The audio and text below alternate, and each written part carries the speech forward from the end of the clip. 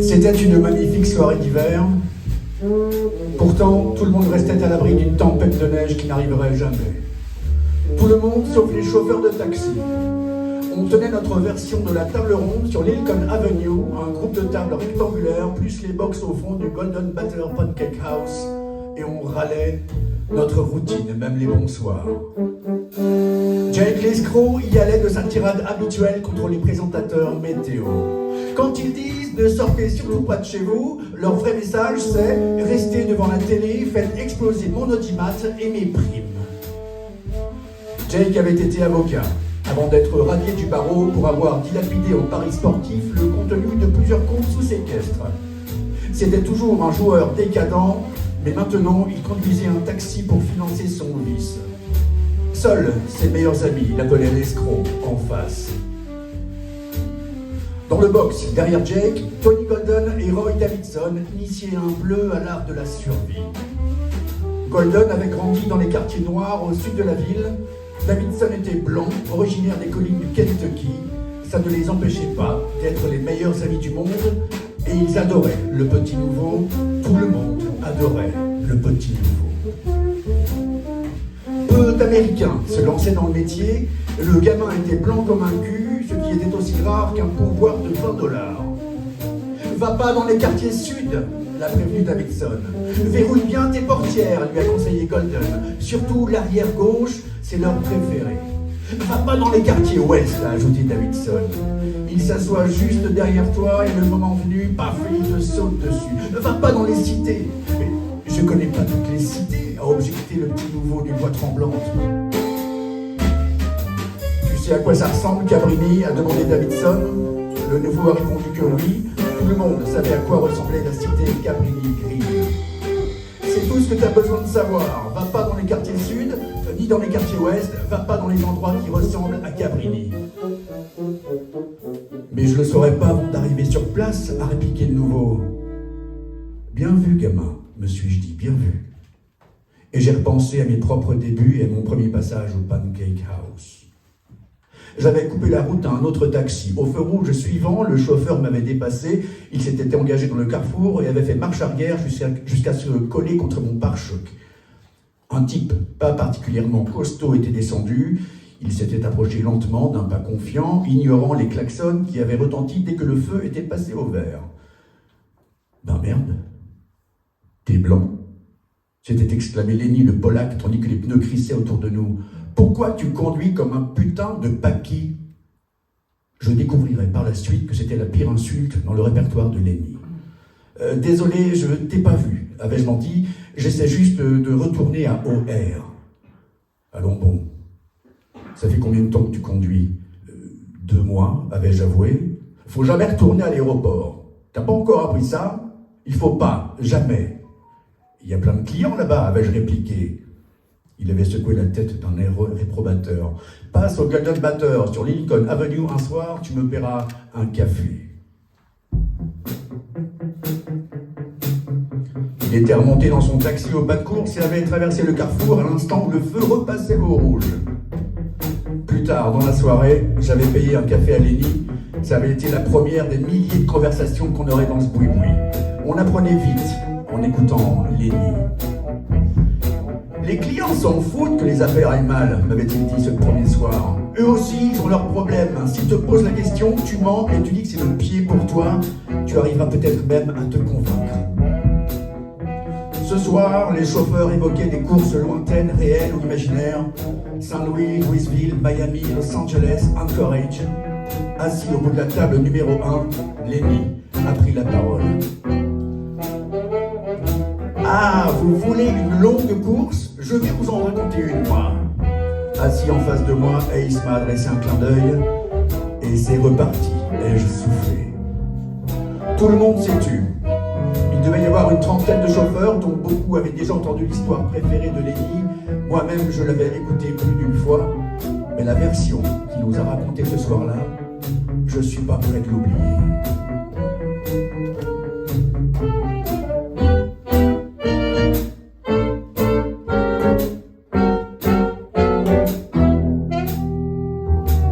C'était il y a des années, a commencé Lenny. Je suis sur La Salle Street, dans le Loop, quand un type en chapeau melon m'arrête avec sa canne. Buckingham Palace, s'il vous plaît. Comme si c'était la porte à côté. Je lui dis, écoute mon pote, je peux t'amener à la fontaine de Buckingham si tu veux, mais le palais est à plus de 6000 bornes d'ici. Au palais, s'il vous plaît. Là, je commence à perdre patience. T'as cru que j'avais des ailes ou quoi? Lèvres pincées, Lenny imitait le British. Il me semble qu'un navire quitte le port de New York dans 17h12. Alors bon, j'appelle la centrale qui me répond 12 000. Fais-toi payer d'avance et garde les factures. 12 000 $, a murmuré le nouveau, tandis que Lenny commençait à remonter sa ligne. Le roast-beef ouvre sa mallette et me rend 120 billets de 100, puis il me lance en route, Léonard. 6 jours plus tard, on se garde devant Buckingham Palace et il me fait « Bye Léonard, merci beaucoup ». Et il me refile 10 livres de pourboire. « Tu racontes de la merde, Lenny », a lancé un chauffeur. « T'avais pas encore remarqué », a répliqué un autre. « Écoutez-moi jusqu'au bout », a poursuivi Lenny. Imperturbable, vous n'avez pas encore entendu la meilleure.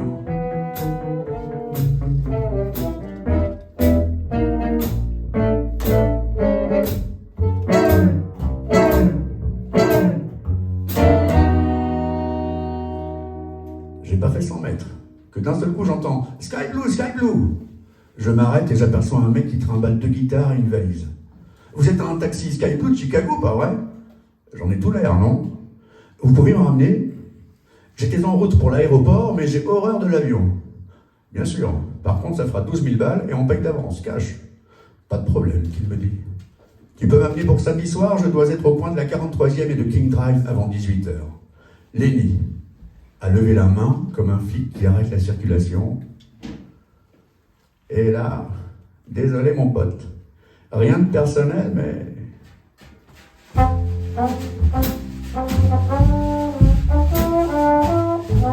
Il a marqué une longue pause. Je vais pas dans les quartiers sud. Tout le monde a explosé de rire, même les gars qui l'avaient déjà entendu se tenaient des côtes. Le nouveau riait aussi, mais on voyait bien qu'il ne comprenait pas vraiment. Il réfléchissait sans doute à se trouver un boulot plus sage, genre conduire un camion. Claire, ma serveuse préférée, est arrivée avec une cafetière et un torchon pour essuyer la table. Elle a croisé mon regard et m'a souri. Nouveau clin d'œil d'Ace. T'as un ticket, dit. Elle est mariée. Et alors? C'est pas ce genre de fille, ai-je répondu. Mais dans mes rêves, c'était ce genre de fille. Tu comprends rien aux femmes, a répliqué Ace.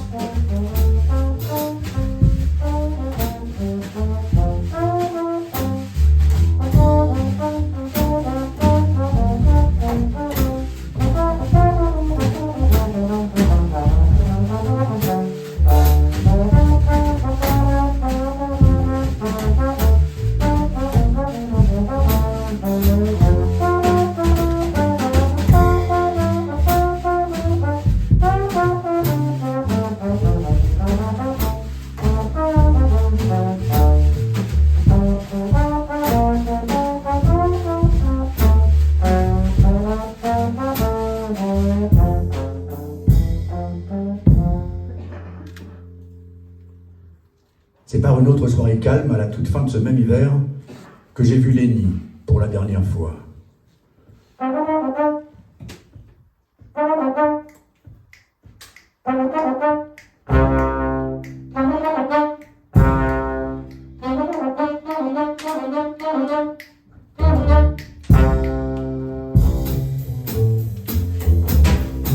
Je roulais sur Lakeshore Drive, direction nord. À droite, le lac formait une vaste étendue sombre. À gauche, il y avait le parc, puis une rangée de tours d'habitation luxueuses qui grimpaient jusque dans les nuages. Une Mercedes rutilante a filé sur la voie de gauche, suivie par une Buick rouillée. J'ai mis en route les essuie-glaces pour chasser la brume qui s'élevait de la route. Un klaxon a retenti. En tournant la tête, j'ai aperçu un taxi flambant neuf s'engager sur la bretelle de Belmont Avenue. Il a ralenti un peu pour se mettre à ma hauteur. La lumière intérieure s'est allumée et Lenny, le Polac, a pointé un long index vers son front. Je n'arrivais pas à lire sur ses lèvres, mais je savais qu'il me traitait de Paki. « Salut Lenny !» J'ai allumé ma lumière et je lui ai répondu par un doigt d'honneur. Depuis que je le connaissais, on roulait tous les deux pour des entreprises de taxi, j'ignorais son nom de famille, jusqu'au jour où il avait gagné un médaillon à la loterie et mis sa propre voiture en circulation. Moi, j'avais perdu à cette même loterie et je continuais à bosser pour Sky Blue.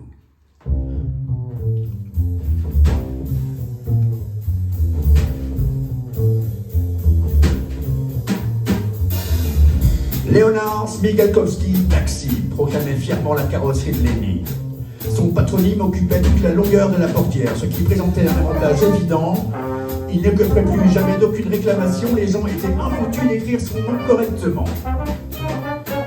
Lenny a retiré les deux mains du volant et les a levées bien haut pour que je les voie. J'entendais presque sa voix rocailleuse. « Regarde, maman, sans les mains !» Visiblement, ça l'éclatait de me faire enrager. Je roulais dans une guimbarde de 3 ans avec 384 000 km au compteur. Si je lâchais le volant, je finirais dans le bain avec les moules zébrés et Lenny le savait. Il a reposé une main sur le volant et pointé son autre pouce vers le bas. Je l'ai imité, il y a des nuits, comme ça. J'ai porté une tasse de café imaginaire à ma bouche et bu une gorgée. Lenny a secoué la tête et posé la joue sur l'oreiller formé par sa main. Il m'a adressé un salut, éteint sa lumière, et son taxi a disparu derrière moi.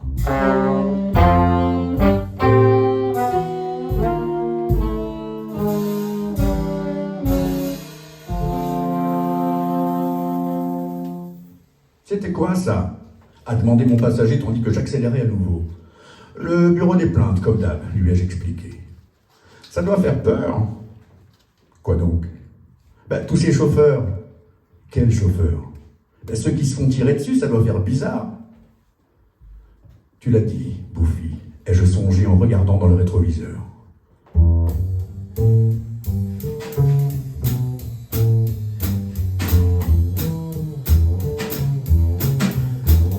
Avachi dans le coin de la banquette, il observait le lac.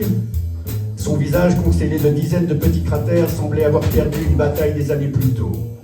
Il avait des cheveux longs, avec des mèches grises, il était trop vieux pour s'habiller branché, pour sortir en boîte un mardi soir, le genre de type qui rentrerait toujours seul. « C'est quoi votre bail ?» ai-je demandé. « Je ne vous suis pas. Vous faites quoi comme travail ?»« Graphiste. » « Ça, c'est flippant. » Il a ri.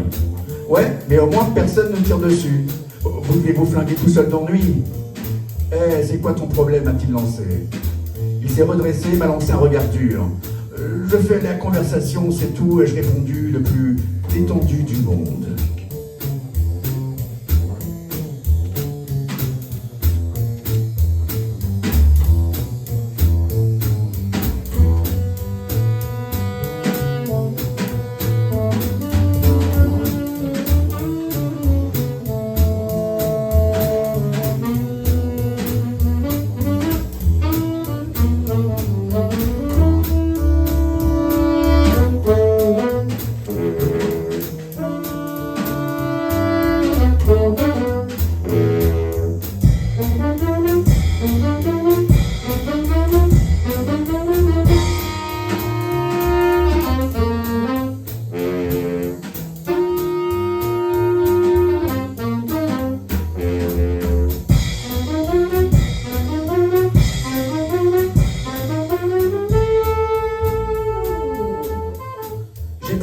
Drive jusqu'au bout, puis Hollywood Avenue jusqu'à Ridge.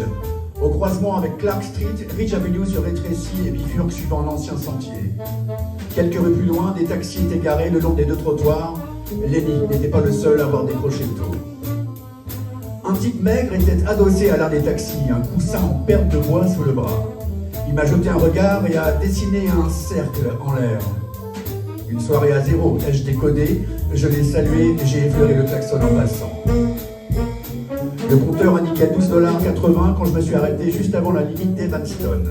Le passager m'a tendu un billet de 10 et 3 de 1 avant de descendre sans un mot. Merci mon pote, j'achèterai une paire de lacets au gamin. Tout le monde veut un chauffeur qui parle anglais jusqu'à ce qu'il ouvre sa gueule. J'ai roulé vers l'est, jusqu'à Sheridan Road, puis je suis redescendu vers le centre-ville, plus au sud. Quelques minutes plus tard, au cœur d'Uptown, un couple est sorti en titubant de sous la marquise d'un théâtre désaffecté. J'ai ralenti pour les observer, puis je me suis arrêté. La femme a ouvert la portière derrière moi. Son chemisier était défait, quelqu'un de trop pressé avait arraché tous les boutons, elle avait glissé les pans dans sa jupe, mais quand elle s'est penchée vers moi, j'ai eu une vue imprenable sur un décolleté engageant. Bonsoir, ai-je dit. Vous allez, Gary? A-t-elle demandé. Vu comment elle parlait, elle ne devait pas être dans le pays depuis longtemps. Elle était petite, la peau mate, les pommettes saillantes et sans doute une bonne dose de sang indien. Une petite main brune s'est posée sur le dossier de mon siège. Indiana, ai-je demandé. Elle a hoché la tête. Son haleine m'a atteint et soudain je ne l'ai plus du tout trouvée attirante. Bien sûr, ai-je répondu. Gary était à 50 km. J'ai appuyé sur le bouton pour baisser la vitre conducteur et j'ai inhalé une bouffée d'air de la ville. Combien de dollars a-t-elle voulu savoir? Disons 40, je lui faisais la réduction des mauvais soirs. Mais il faut payer d'avance. Et je devrais garder la fenêtre ouverte pendant tout le trajet. Elle s'est tournée vers son compagnon et s'est adressée à lui en espagnol. Le type était courtois malgré ses bottes de cow-boy, il restait bien en dessous de la taille moyenne. Il a écarté et s'est penché à la vitre, son haleine ne valait pas mieux, il tenait à peine debout. « Sale voleur !» a-t-il lancé en claquant la portière. J'ai avancé de quelques mètres pour attendre que le feu passe au vert. Dans le rétroviseur, j'ai observé le couple remonter la rue en titubant vers une énorme Oldsmobile, une vieille bagnole qui suçait des litres d'essence. Il sortait ivre d'un afterwork et maintenant le petit gars allait raccompagner la dame tout là-bas, jusque dans l'Indiana. Une fois arrivés, leur haleine se marierait à ravir avec les exhalaisons des hauts fourneaux à charbon de Gary. Le feu est passé au vert, je me suis mis à rouler.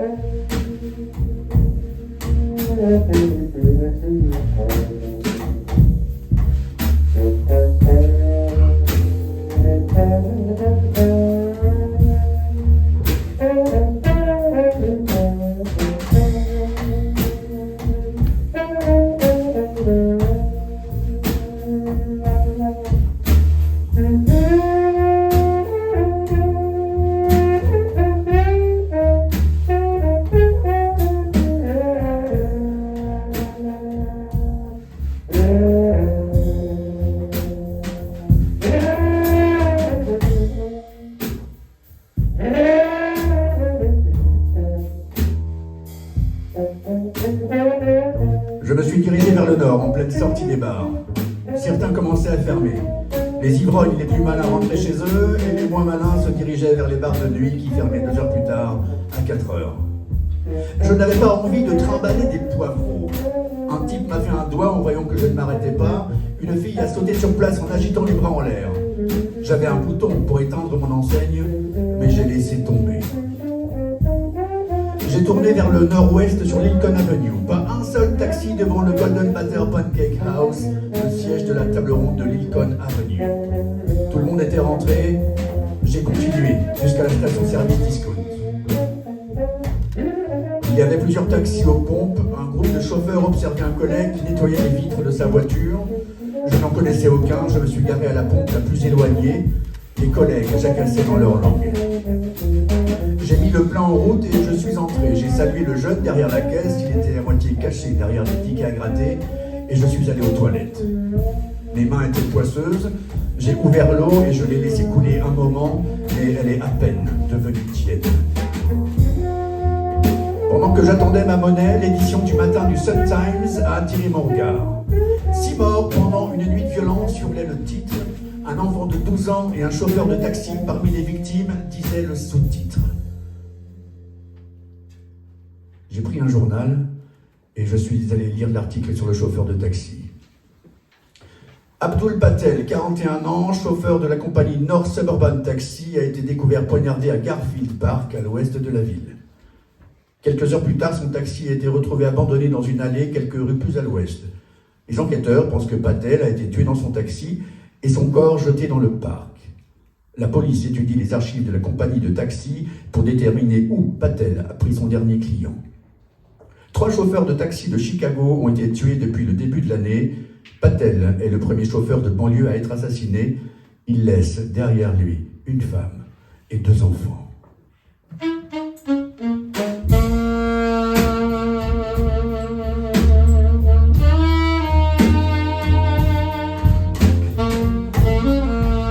J'ai reposé le journal sur la pile.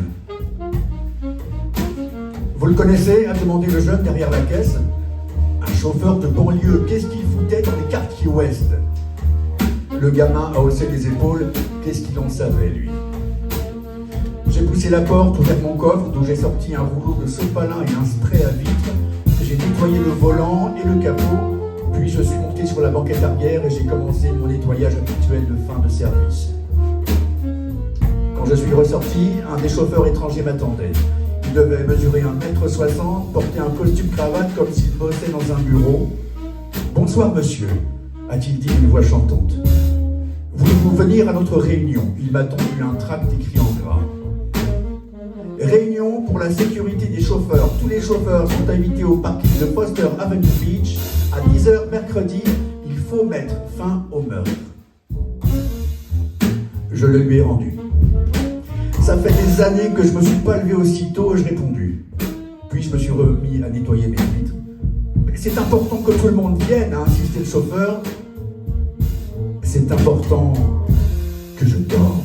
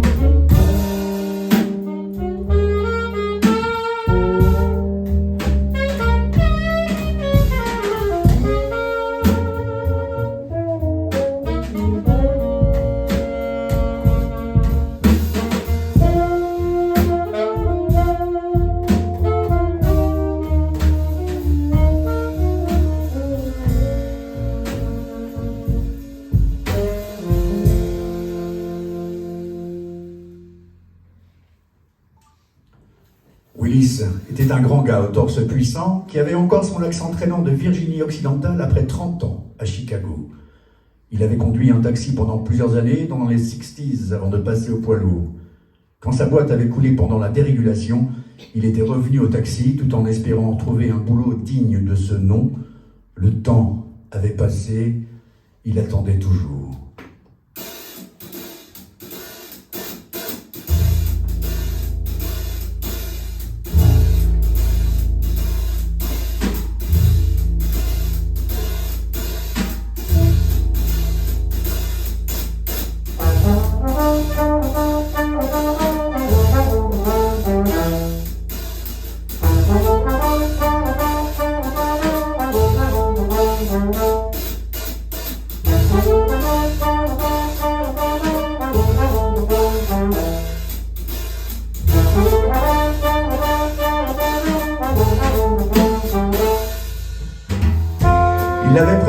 cheveux et ceux qui lui restaient étaient aussi gris que son visage. Un cigare à moitié fumé traînait éteint au coin de sa bouche. Il pouvait passer la nuit à le terminer et en attendant, il le laissait pendouiller là, crachant des brins de tabac de temps à autre. La serveuse est venue. Elle a rempli la tasse de Ulysse, puis la mienne. Incroyable, hein, a lancé Ulysse. Quoi? Lenny le Polac a-t-il continué, comme si ça voulait dire quelque chose? Eh ben quoi? Oh merde, il a dit sans aller plus loin. Il a détourné le regard, puis fixé le plafond. Qu'est-ce qui s'est passé? J'ai demandé. Ils l'ont retrouvé à Cabrini, a répondu Ulysse. Hein? Je ne comprenais toujours pas. Une balle dans la tête, a-t-il expliqué. Mort? J'ai murmuré. Mais de quoi tu crois qu'on parle depuis tout à l'heure? Est intervenu la grande gueule, et quelqu'un m'a tendu un journal. Un taxi assassiné, hurlait le titre. Il y avait une photo du taxi flambant neuf de Lenny, toutes les portières ouvertes, de sorte qu'on ne pouvait pas lire son nom. Plein de flics autour, sûrement occupés à se raconter des blagues. La chance tourne, disait le sous-titre. Le deuxième chauffeur de taxi tué à Chicago cette semaine a été retrouvé abattu par balle tôt ce matin dans une impasse proche de la cité Cabrini Green. Leonard Smigelkowski, qui avait récemment remporté un médaillon de taxi dans une loterie organisée pour la profession, a été retrouvé affalé sur le volant de son nouveau taxi par un agent de sécurité qui patrouillait près du transformateur au Commonwealth Edison. Leonard Smigelkowski, 56 ans, est le 5e chauffeur de taxi assassiné à Chicago cette année. Abdul Patel, 41 ans, chauffeur pour la compagnie North Suburban Taxi à Skokie, a été retrouvé poignardé mardi matin à Garfield Park. Son taxi a été découvert abandonné quelques heures plus tard, non loin du parc. J'ai repensé à Lenny qui souriait et m'adressait des signes. « Regarde, maman, sans les mains !»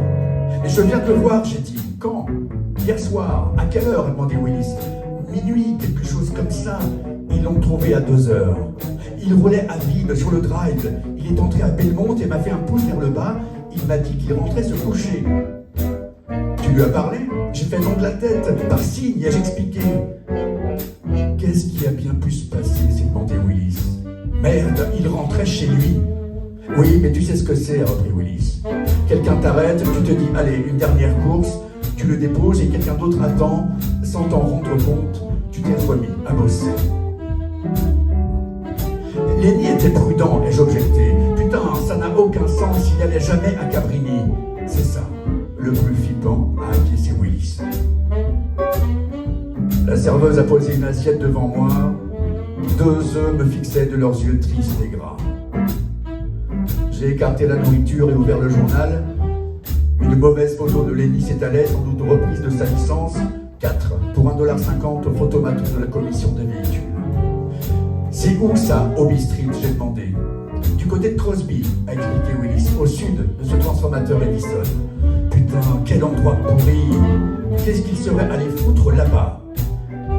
Si on te colle un flingue sur la tempe, tu vas n'importe où, a répondu Willis.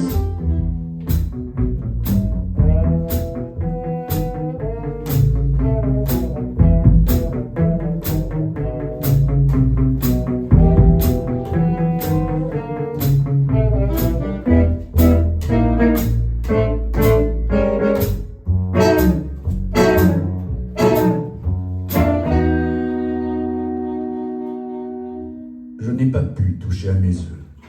Je me suis fait un sandwich avec des toasts et du bacon que j'ai fait descendre avec une gorgée de café.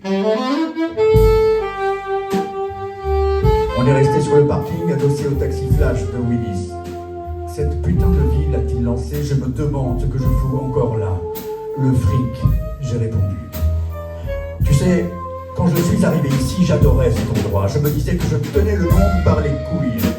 À rouler toute la journée et raconter des conneries avec les gens à l'arrière-pensant. C'était de l'argent facile à l'époque. 42% du compteur, plus tout ce que tu arrivais à gratter. J'ai jamais bossé dur. C'était le bon temps et j'acquiesçais même si je n'avais jamais travaillé à la commission. À l'époque, les chauffeurs étaient des salariés normaux. Ils avaient une fiche de paie, comme tout le monde, une assurance santé et des droits sociaux. Ils avaient même un syndicat. Le syndicat avait été démantelé des années avant mon époque et les chauffeurs salariés avaient disparu depuis longtemps. Aujourd'hui, tout le monde louait son taxi et payait son essence. Tout ce qu'on gagnait en plus du loyer de l'essence était pour nous. Les compagnies de taxi considéraient maintenant les chauffeurs comme des prestataires indépendants. « Eh oh !» a lancé une dame depuis la rue. « Taxi ! Vous allez où ?» a demandé Willis. « À la gare », a répondu la femme. Elle était jeune et blanche, elle portait un trench coat, des chaussures de sport et une fine mallette. « S'il vous plaît, je dois y être dans 5 minutes. » « Vas-y, prends-la, j'ai dit. Je vais aller vers le nord. »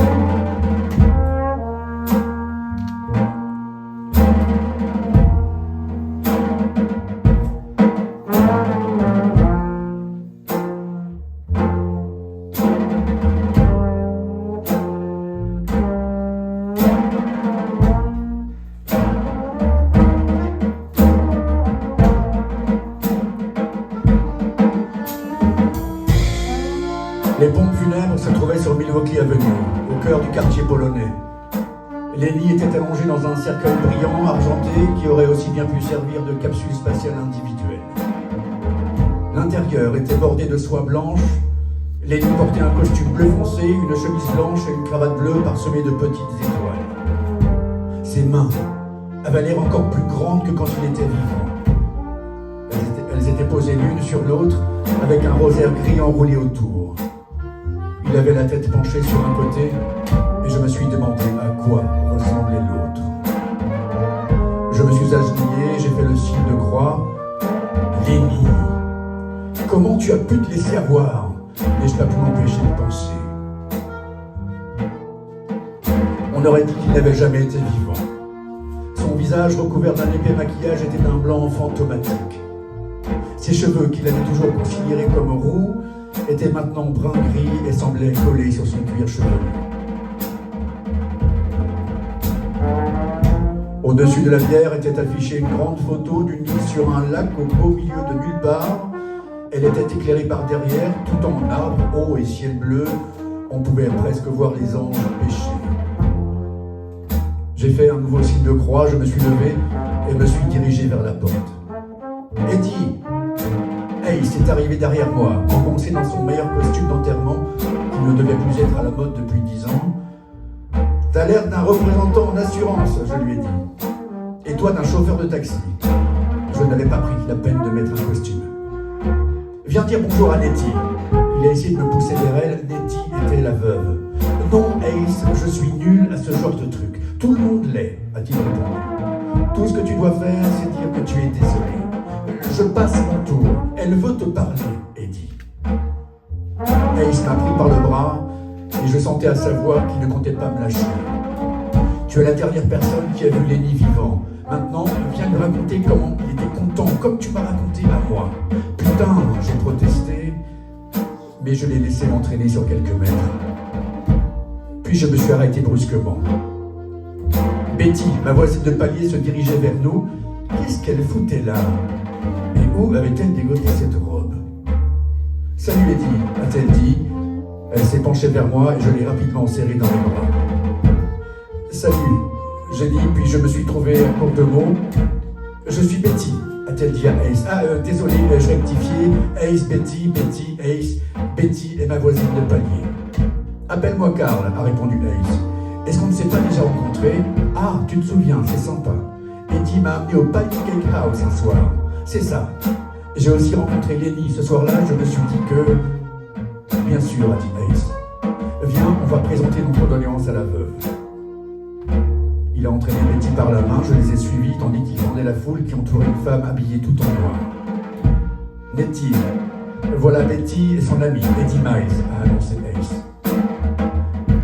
J'avais entendu son nom pendant des années et je m'étais fait l'idée d'une vieille babouchka complètement fausse. La vraie Nettie ne devait pas avoir plus de 35 ans, soit 20 ans moins que Lenny. Elle était grande, bien bâtie, blonde, une de ces polonaises à l'air vigoureux, avec des yeux bleus clairs qui brillaient à travers ses voiles de veuve. Elle parlait lentement, avec un léger accent. Merci d'être venue. Elle a pris Betty dans ses bras, puis m'a tendu sa main gantée. Je l'ai saisie en marmonnant que j'étais vraiment désolé. Elle m'a attiré à part. Oh, Eddie Miles, a-t-elle dit tristement. J'ai beaucoup entendu votre nom. C'était un mec bien, et je commençais à bafouiller, mais elle m'a arrêté. Racontez-moi quand vous vous êtes parlé le dernier soir. On n'a pas vraiment parlé, et je commençais à expliquer. Non, Carl m'a raconté, a-t-elle souri. La façon spéciale des taxis. J'ai fait de mon mieux pour décrire cette soirée sur Lakeshore Drive. J'ai probablement exagéré un peu. Le sourire de Lenny, son humeur joueuse, le visage de Nettie s'est illuminé, et quelques larmes ont roulé sur ses joues. Je ne comprends pas, sans les mains, a-t-elle dit en mimant le geste par lequel j'avais imité Lenny en retirant les mains du volant. J'ai essayé de lui expliquer que quand on était gamin, quand on faisait du vélo, on enlevait les mains du guidon et on se criait « Regarde maman, sans les mains !» On ne disait pas vraiment ça à sa mère et j'expliquais, c'était ça la blague. On ne faisait pas du vélo comme ça devant elle, sinon elle risquait de faire une crise cardiaque. Je comprends, a-t-elle dit, mais elle avait l'air perplexe. Mais s'il rentrait à la maison, comment est-ce qu'il... Cet endroit, je ne sais pas. Mon mari détestait cet endroit. Il me disait qu'il accélérait toujours quand il passait à côté. Les gens, la saleté. Quand j'entends ce nom, maintenant, je me mets à trembler. C'est un trou à main. Et j'acquiesçais. Qu'est-ce que ça veut dire? J'ai haussé les épaules. Qui pourrait répondre à une question pareille? Cabrini, c'est quoi ce nom? Mère Cabrini, j'ai répondu. C'était une bonne sœur il y a très longtemps. Dans l'ancien quartier italien, un petit hôpital et une petite ruelle portaient le nom de cette femme. Pourquoi est-ce qu'ils ont donné son nom à cet endroit horrible? Elle aidait les pauvres, je crois. Et c'est ça sa récompense?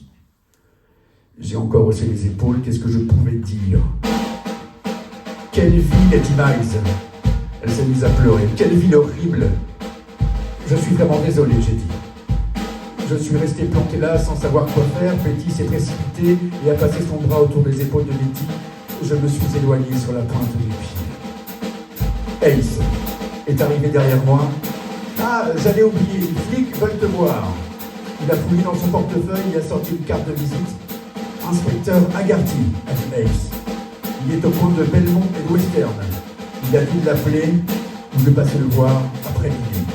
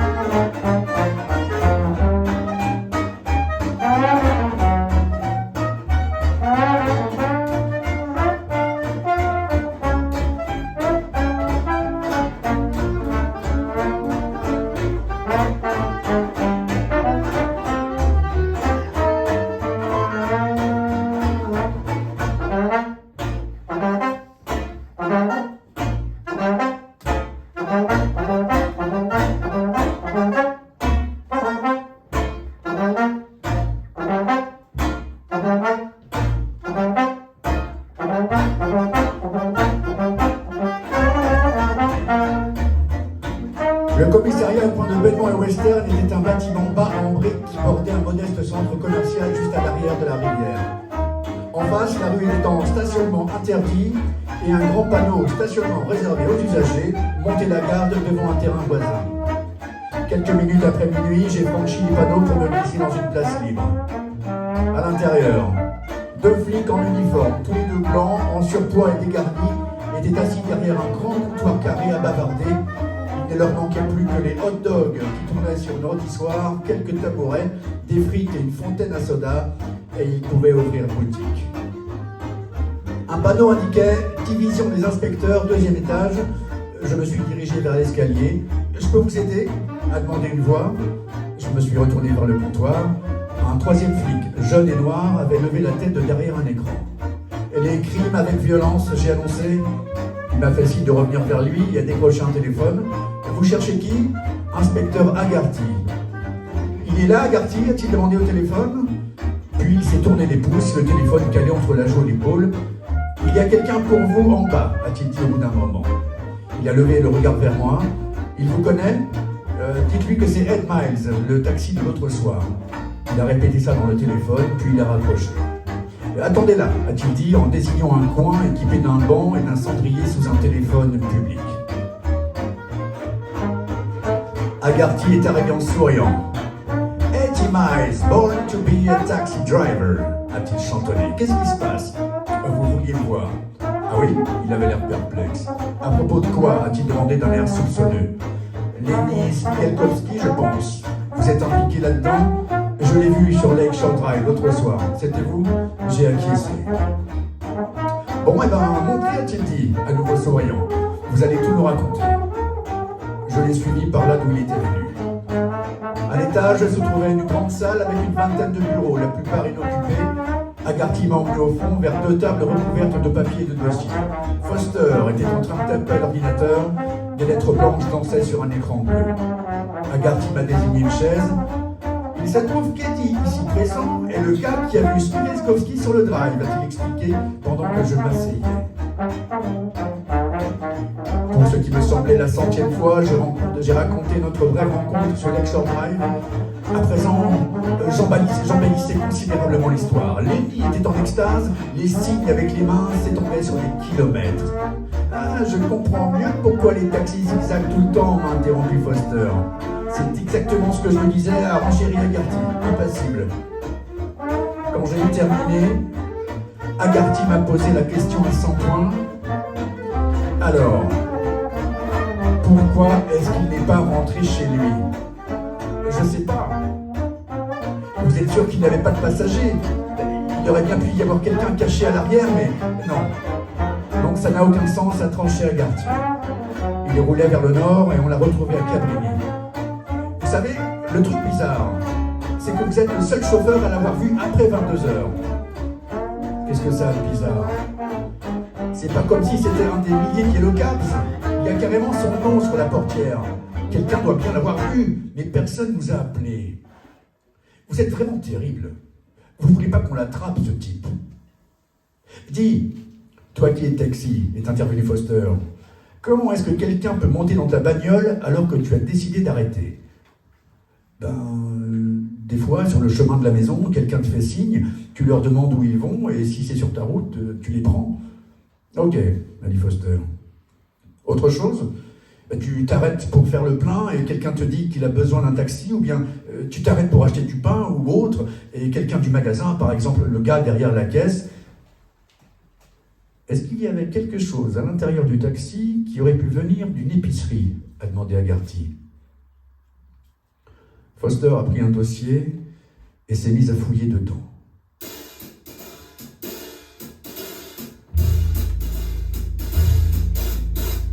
Une photo de 20 cm sur 25 était maintenant étalée sur le bureau. Lenny était plié en V, les jambes et la tête tordues dans des sens opposés sur le sol du véhicule. Il était allongé sur le côté, le cul encore dans le siège du conducteur. Ses poches étaient retournées, il y avait des papiers éparpillés, du sang partout. Une moitié de son visage avait presque disparu, l'œil avait survécu et fixé l'appareil.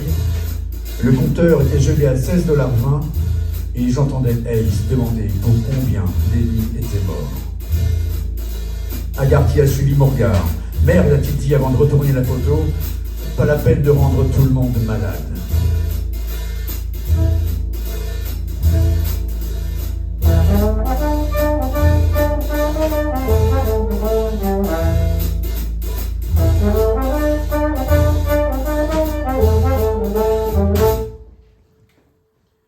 Un paquet de bonbons à la menthe, a lu Foster sur une liste. Un demi-paquet, c'est ça? A demandé Haggerty. Foster a consulté le papier. Exact. C'était juste une idée, ai-je dit en haussant les épaules. On va vérifier, a répondu Haggerty. On ne sait jamais. Si ça se trouve, Smigalkowski avait un sac de courses rempli et celui qui l'a descendu l'a embarqué avec l'argent. On est presque sûr que la personne qui l'a tué est montée dans son taxi près d'une épicerie. Tu te balades souvent avec cette gazeuse, a demandé Foster. J'ai fait oui, la tête. Tu crois que ça va servir à quelque chose?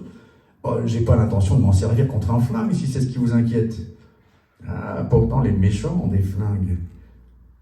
Je devrais peut-être en prendre un aussi. Ce n'était pas la première fois que cette solution me traversait l'esprit. Ça serait pas une mauvaise idée, a dit Foster.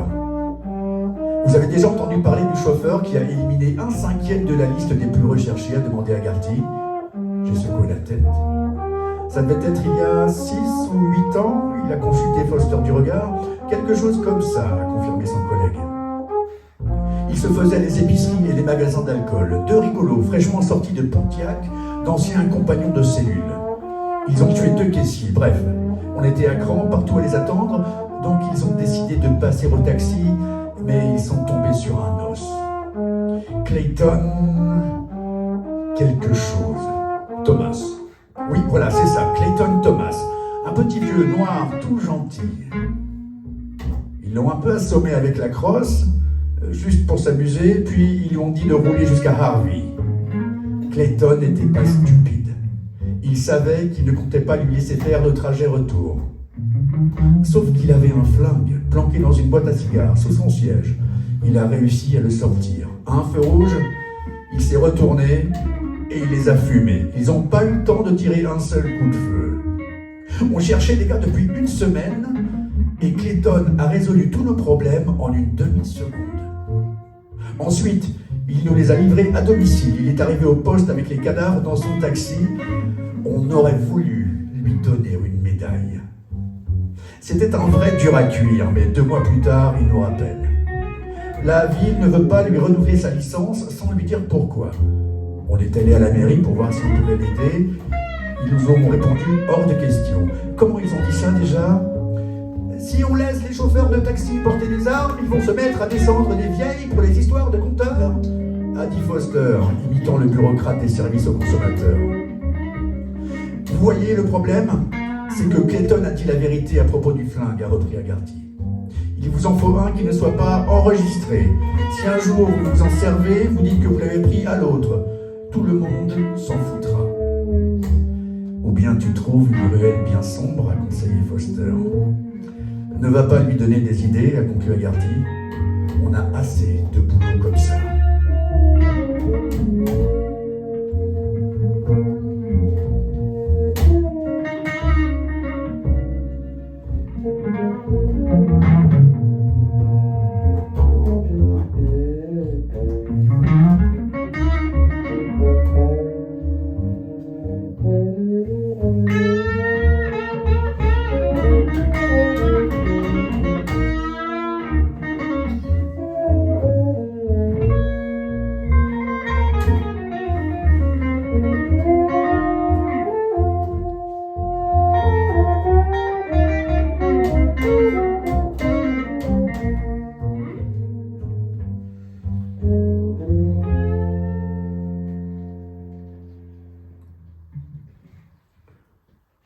J'ai commencé tard samedi soir et puis je n'ai plus trouvé de clients. J'ai fait le circuit habituel pendant un moment, de Clark à Halstead, de Lincoln à Wells, de North à Halstead, puis retour sur Clark jusqu'à Belmont, Sheffield, Addison et à nouveau sur Halstead. Il y avait des taxis vides partout, prêts à se jeter sur les miettes qui se battaient pour le moindre passager et conduisaient comme des abrutis. Un American United est arrivé sur ma droite sur Lincoln Avenue. Il a crié le feu pour me passer devant. Je l'ai laissé faire. Il a trouvé un passager au coin suivant. J'ai continué. Sur Armitage, 3 filles cherchaient un taxi. Je leur ai fait signe de traverser la rue, mais elles ont secoué la tête en indiquant la direction d'où je venais.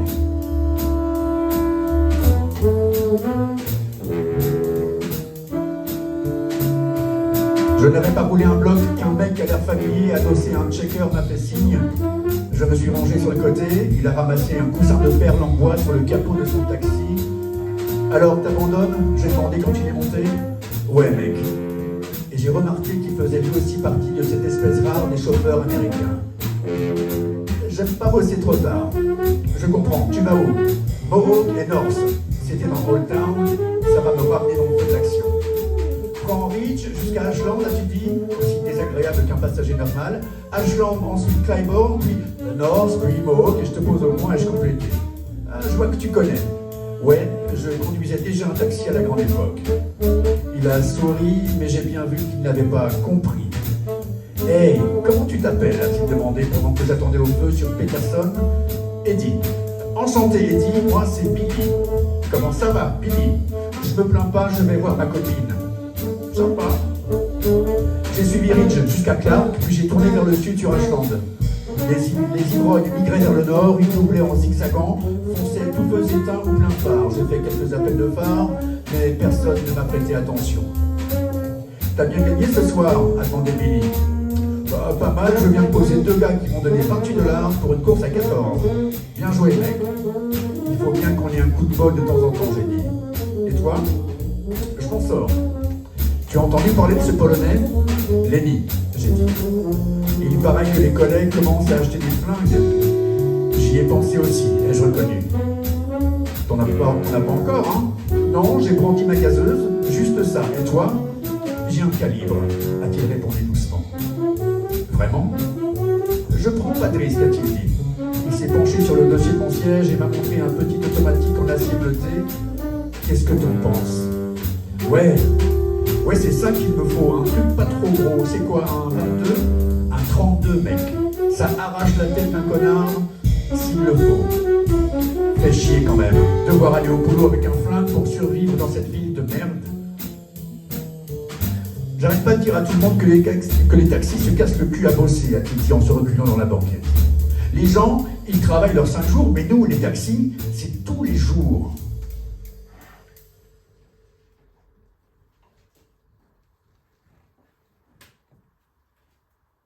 À peu près. C'est quoi ton service? La nuit. Oui, c'est ce que je me disais. Quels horaires? 16h minuit, a-t-il répondu.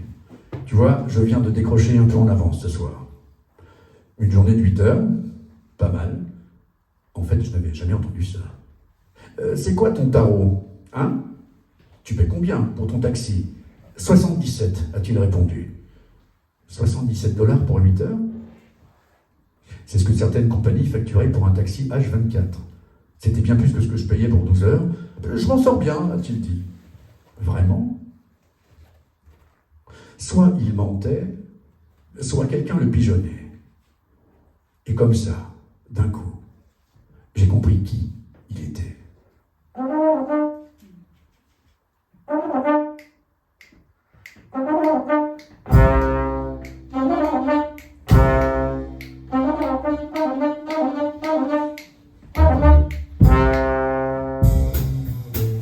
J'ai compris pourquoi il m'était familier. J'ai compris pourquoi Lenny et moi, on s'était laissé avoir aussi facilement comme tous les autres. Soudain, j'ai revu Keith Ridge l'autre soir, adossé à un taxi garé. Il avait dessiné un cercle en l'air quand j'étais passé. Moi, j'avais cru qu'il me disait que c'était une soirée à zéro. Maintenant, je comprenais qu'il voulait que je l'emmène. Il me demandait de faire demi-tour après avoir posé mon passager. Mais Lenny s'était pointé 1 minute ou 2 après moi. Ce qu'il nous faut, c'est de la pluie, a dit Billy. Je déteste conduire sous la pluie, j'ai répondu mécaniquement. Ouais, mais ça fait du fric, a-t-il dit, enfonçant un coup de plus dans mon cercueil. C'étaient des chauffeurs de jour qui payaient pour la pluie, la grêle ou la neige. Les chauffeurs de nuit préféraient le beau temps. Quand il faisait mauvais la nuit, les gens restaient chez eux. J'ai ralenti un peu. À quoi bon se presser? Il y a quelque chose qui va pas, Eddie, a demandé Billy au bout d'un moment. Je suis fatigué, c'est tout. T'as besoin de repos, tu bosses trop. Sûrement. À cette hauteur, Ashland était une large rue résidentielle. Il y avait plein de circulation, mais pas un flic en vue. J'ai sorti ma gazeuse du cendrier et je l'ai posée sur mes genoux. Peut-être que je pourrais me retourner comme le chauffeur noir dans l'histoire de l'inspecteur et le pchiter à mort. Ouais. Tu parles. Mon nouveau copain Billy tenait sûrement déjà son flingue à la main. Je n'avais aucune chance.